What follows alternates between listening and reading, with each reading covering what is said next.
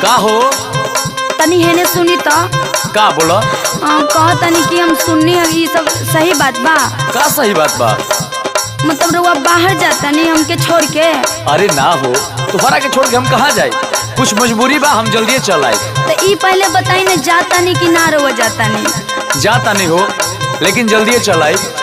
हमरा बारे में कम से कम कुछ फीलिंग समझी। अरे हम तो तुम्हारे बारे में सोची ना ये करे जा। हाँ तो हमरो बात एगो सुन ली। ए राजा जी रहला जाला अकेले ये घर में तू तो बहरी माजा मारे जाता रो शहर में।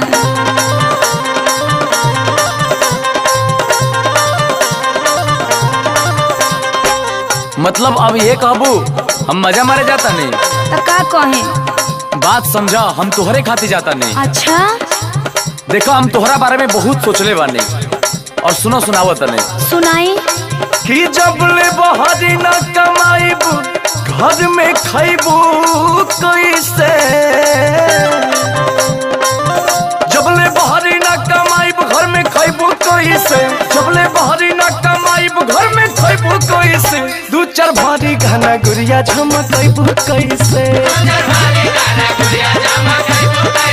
हाँ दू चार भारी घना गुड़िया झमकैबू कैसे।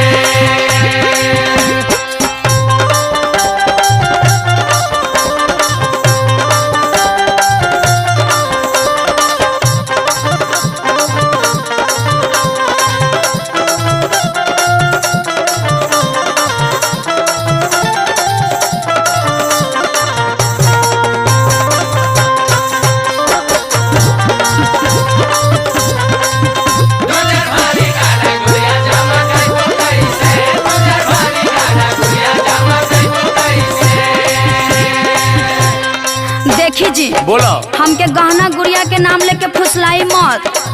हमके वो कुली ना चाहिए। तो का चाहिए रउआ हमरा साथे रही बस ये हम चाहिला। तो हम छोड़ के जात कहाँ बनी तोहरा के जाता नहीं ना है कुली झूठ बात बा। अनु पर बानी यही से डरबा बेला। अरे ना करे जा कह के राजा जी धमका बेला। ये कह के राजा जी धमका बेला। ये कह के राजा जी धमका बेला।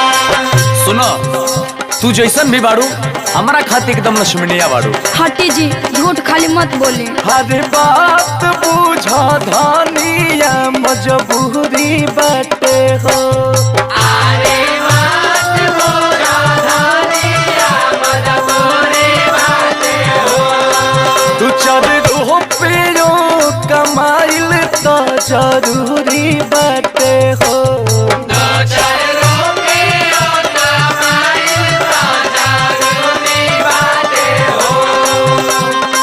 और सुना सुनाई टिक्का वाली लारे चमकैबू कैसे। टिक्का वाली लारे चमकैबू कैसे। दू चार भारी घना गुड़िया झमकैबू कैसे।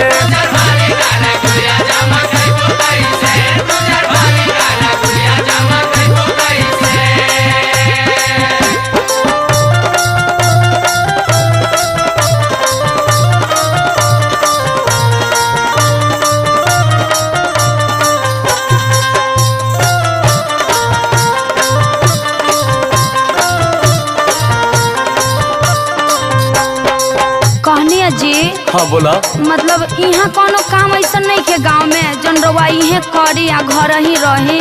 काम तो बहुत बा परंतु पैसा बड़ी कम है यहाँ पे। हाँ तो हमरो बात सुन ले बोला जाबा के तो जल्दी घर एकदम आ जाए। अपना पगली के जानी भूल अरे कैसे भुलाई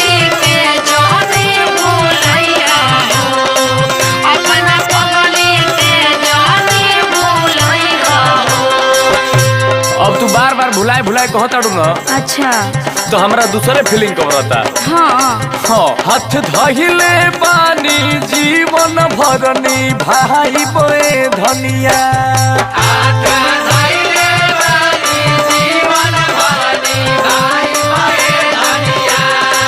तोहके नया नया साड़ी ब्लाउज ले आई बोए धनिया। अब बाबू बोरा लेखा जब कहा तारी कि ना भुलाई तब काहे के बतिया कर रखले बाड़ू।